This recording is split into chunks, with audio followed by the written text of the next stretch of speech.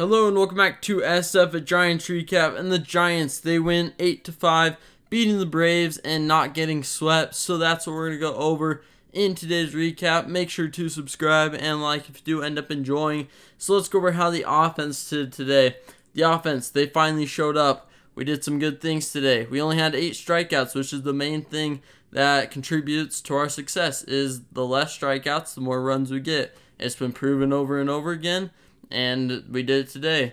Austin Slater, he had 2 hits. One was an RBI single. Thairo Estrada, he had a bunt single, really clutch there. Patrick Bailey, he had a bases clearing double to make it 6-3 at the time. Good to see from Patrick Bailey having a nice swing. And then we had a couple other great hits thanks to Casey Schmidt, who launched a 2-run homer or a solo shot, to make it 2-0 earlier in the game. JD Davis, he had a single and an RBI walk as well, so good to see from Davis. Overall, though, the offense, no one really had too many multi-hit games today. It was just a bunch of solid contact and people putting the ball in play and everyone kind of contributing, and that's the type of offense that I feel like we need and we want, and that's the type of offense that's going to make us succeed like we did today.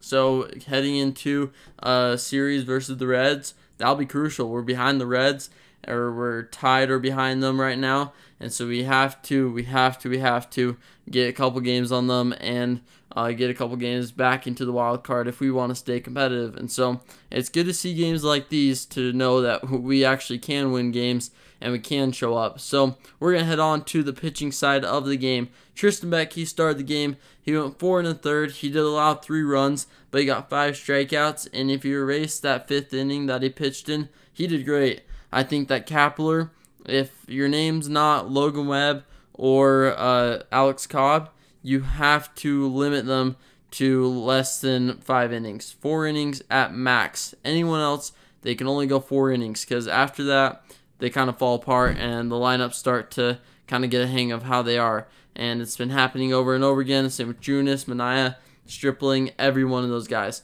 They do good for the first 4 innings, but then Kapler leaves them out there. I don't care if they're throwing a perfect game. You take them out after the 4th inning because they're just going to fall apart, and it's been proven over and over again. So that's just kind of something that needs to be learned quicker, sooner than later. Scott Alexander, he really struggled today. He allowed 2 runs, 1 was a home run, and 3 hits. So not good to see. He's been really struggling as of late. He has a 4.46 ERA. But then Tyler Rogers, he did really well today. He got a strikeout in 1 1/3 innings pitched, allowing no hits and no runs. And then Taylor Rogers, his brother, he got 1 strikeout, allowing no hits and no runs. So very similar stat line between the twins. And then Camilo Doval, he got his 34th save of the year, getting 2 strikeouts. Good to see from Doval. He had some rough outings in Philadelphia and I think in Atlanta as well. So good to see for him to come out and perform well. The main thing also for our offense, 5 for 10 with runners in scoring position.